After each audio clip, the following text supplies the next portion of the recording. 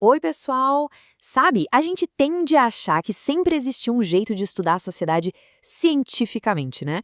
Mas não é bem assim. A sociologia, na verdade, nasceu no meio de um caos absoluto. Foi uma resposta, sabe? Uma tentativa de entender um mundo que tinha virado completamente de ponta cabeça.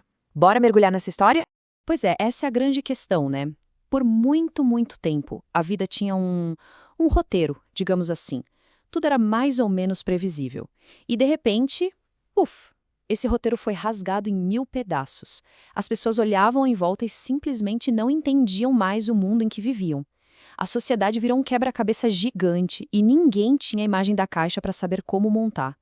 Então, para a gente entender como essa ciência surgiu, a gente precisa voltar no tempo. Vamos para uma Europa que estava literalmente fervendo. Entre os séculos XV e XIX, o continente viveu transformações, nossa, tão profundas que simplesmente derrubaram tudo o que se tinha como certo.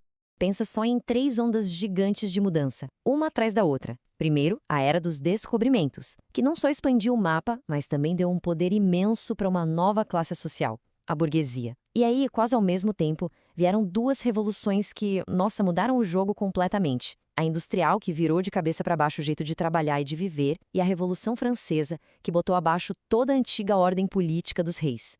E aqui a gente vê o tamanho do contraste. Imagina o choque. A vida, que era basicamente no campo, agrícola, de repente se concentra em cidades industriais, caóticas, superlotadas. Aquela ordem social antiga, onde cada um sabia o seu lugar, desmorona. Aí surgem com força a burguesia e uma nova classe, o proletariado urbano. E o mais irônico é que a queda dos reis, o tal do antigo regime, não trouxe a paz que todo mundo esperava. Pelo contrário, o que veio foi um período de muita instabilidade, fome, uma desordem geral. E é justamente aí, no meio desse furacão todo, que nasce a necessidade de uma ciência nova. As velhas respostas, sabe, da religião, da filosofia, elas simplesmente não davam mais conta. Era preciso criar uma ferramenta nova para decifrar essa realidade maluca. A melhor analogia é a de um mapa. Imagina só, os mapas antigos, da filosofia, da religião, eram ótimos para o mundo de antes. Mas o território mudou. De repente surgiram cidades gigantescas, fábricas, greves, uma pobreza urbana que ninguém nunca tinha visto. Nada disso estava nos mapas antigos. Era urgente desenhar um novo mapa, um que mostrasse essa nova paisagem social. E aí entra em cena um filósofo francês chamado Auguste Comte. Foi ele quem deu o nome para essa nova ciência. Sociologia. Mas olha que interessante, o primeiro nome que ele pensou foi física social. Isso diz tudo sobre a ambição dele, né?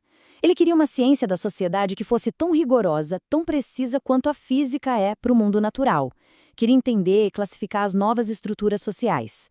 Então, o ponto fundamental aqui é o seguinte: a sociologia não nasceu só de uma curiosidade acadêmica, não. Ela nasceu de uma vontade de consertar as coisas.